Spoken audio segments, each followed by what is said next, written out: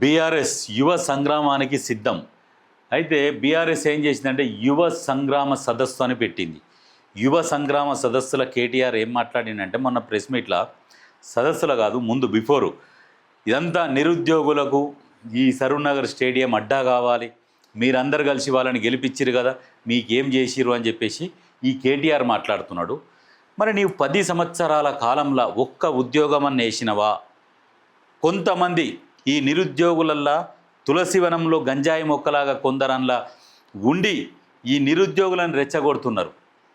ఈ బీఆర్ఎస్ పార్టీకి అమ్ముడు పోయి, బీఆర్ఎస్ పార్టీ వేసిన బిస్కెట్లకు అమ్ముడు పోయి ఆ నిరుద్యోగుల దాంట్లో తులసివనంలో గంజాయి మొక్కలాగా నిలబడి ప్రభుత్వం మీద విమర్శలు చేస్తున్నారు.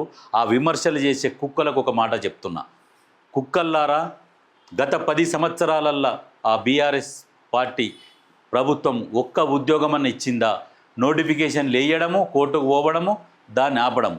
ఉద్యోగాలు ఇస్తే ఎక్కడ జీతాలు ఇవ్వాల్సి వస్తుందో, ప్రభుత్వం మీద భారం పడుతుందో అనే భయంతో ఆ పిరికి పందకు సంపాదన మీద పడి తెలంగాణని సంపాదన ఎట్లా కొల్లగొట్టాలి అన్న ఉద్దేశంతో ఉద్యోగస్తులకు ఉద్యోగాలు ఇస్తే జీతాలు ఇచ్చుకుంటూ పోవాలి, మన మీద బడన పడుతుంది, ఉన్నది మొత్తం దోసుకోవాలన్న ఆలోచనతో పరిపాలించిండే తప్పితే నిరుద్యోగులకు ఎక్కడ కూడా ఉద్యోగాలు ఇవ్వలే.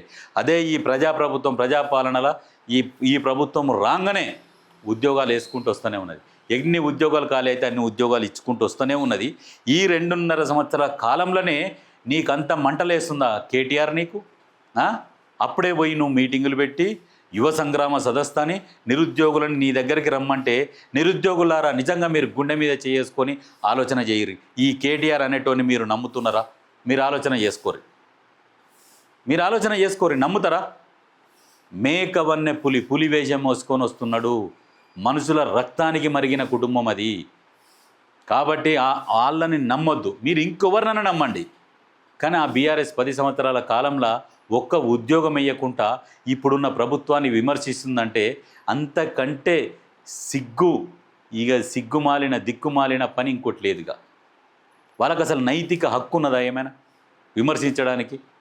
ప్రభుత్వం రాగానే ఉద్యోగాలు వేస్తూనే ఉన్నది. ఎంత కష్టమైన నష్టమైన ముందుకు సాగుకుంటూ వెళ్ళిపోతూనే ఉన్నది. ఎక్కడ కూడా ప్రజల జీవన విధానాన్ని, వాళ్ళ ఏదైతే జీవనం సగటు మధ్యతరగతి జీవనం ఎట్లా సాగుతున్నదో, నెలకింత జీతం వస్తే ఆ జీతాన్ని ఎట్లా ఖర్చు పెట్టుకోవాలి లెక్కలు వేసుకొని సాగుతున్నదో అదే లెక్కల ప్రకారం సాగనిస్తున్నారు. ఎక్కడ కూడా రేట్లు పెంచి వాళ్ళ జీవన విధానానికి ఎక్కడ కూడా డిస్టర్బ్ కాకుండా పరిపాలన సాగిస్తున్నారు. అదే కర్మగాలి దరిద్రానికి కనుక అదిగినకు వచ్చుంటే ఇవాళ కరెంటు బిల్లులు కావచ్చు, ప్రాపర్టీ ట్యాక్సులు కావచ్చు, రకరకాలై పెంచుకుంటూ పోదురు. ఆలోచన చేసుకోర్రి. నిరుద్యోగులు, మీకు ఉద్యోగ అవకాశాలు ఎన్ని ఖాళీ అయితే అన్ని ఉద్యోగాలు ఇస్తామని చెప్తూనే ఉన్నాడు. ఉద్యోగ నోటిఫికేషన్లు ఇస్తూనే ఉన్నాడు. ఆయన 5,000 అంటే 5,000 నోటిఫికేషన్ వేసిండు. మళ్ళీ తర్వాత ఇంకో సంవత్సరంలో ఇంకో 15,000 వేస్తాడేమో. ఎందుకు మీరు ఆ తులసివనంలో గంజాయి మొక్కలు ఏదైతే చెప్తున్నాయో ఆ మాట వినకండి. వినకుండా ఈ రేవంత్ రెడ్డి గారిని నమ్ముకోండి.